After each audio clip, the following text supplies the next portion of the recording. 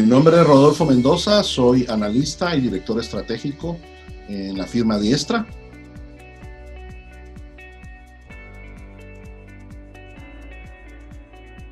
Hicimos un estudio recientemente para poder ver cómo se hubiesen comportado los países que ya doblegaron la curva y que han abierto plenamente sus actividades económicas sin tener un rebote. Es decir, en otras palabras, un estudio de los países, por así decirlo, los que mejor portados, los que mejores resultados han tenido en su reapertura. Y esos países por lo general están ahorita en Europa. Estamos hablando de un estudio realizado en Alemania, en Austria, en Dinamarca, España, Italia, Francia, España, que son los países que ya pasaron todas las fases de su apertura, no tienen rebote, tienen los casos totalmente controlados y su economía ya está plena.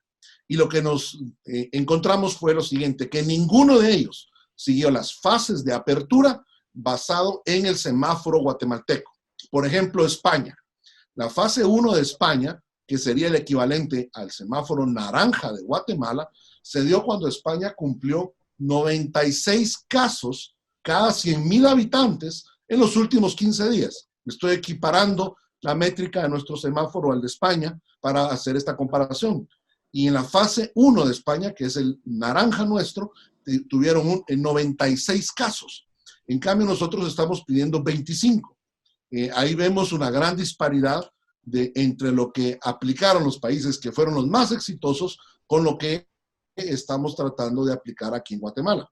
En la fase número 2, España tuvo 41 casos cada 100,000 habitantes y en su fase número 3 tuvo 25. Entonces, 96, 45, 25 es mucho más alto que lo que nosotros hemos puesto de 25, 15 y 5. ¿Qué quiero decirle con esto? Quiero decirle que la métrica que está utilizando Guatemala no tiene un fundamento comparativo con el resto de países que ya abrieron su economía.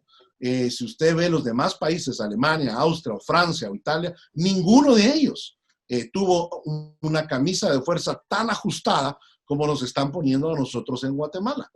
El promedio de esos países que observamos es que la fase 1 o el semáforo naranja se dio a los 70 casos por cada 100,000 habitantes.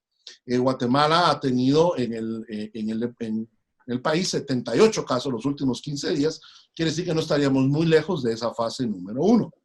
Y así ves cada una de las fases. La fase 1, como te dije, tiene un promedio de 70 casos, la fase número 2 de 30 y la fase número 3 de 15. Entonces, yo le pediría a las autoridades una revisión acerca de esas métricas porque no hacen sentido alguno con lo que el resto del mundo ha realizado. Lo otro es, cuando nos ponemos a ver cómo son las fases de apertura del resto del mundo, hay diferentes condicionantes para pasar de una fase a la otra o de un color del semáforo a otro. Por ejemplo, España, Perú o incluso El Salvador condicionó cada fase a un número de días. En España fue cada 15 días, en El Salvador fue cada 21 días y en Perú es cada mes.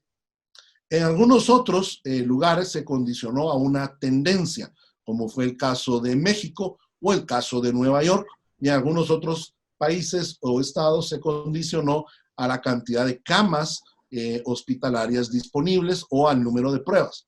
No he observado hasta ahorita ningún otro país que haya condicionado cada fase o cada etapa del semáforo a una cantidad de contagios por cada 100,000 habitantes.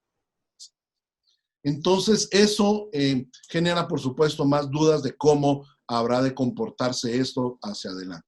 Mi sugerencia, y son unas ideas que propongo para que se puedan discutir, es de que el semáforo, como fue propuesto en sus indicadores, únicamente sirva para categorizar a los departamentos la primera vez, de tal manera que ya sepamos cuál está en rojo, cuál está en naranja, amarillo o verde, pero no sean usadas esos indicadores para proceder a la apertura, sino que se condicione primero a los 15 días de poder ir descendiendo la curva de contagios y luego de eso poderse activar cada 15 días como fue en casi toda Europa.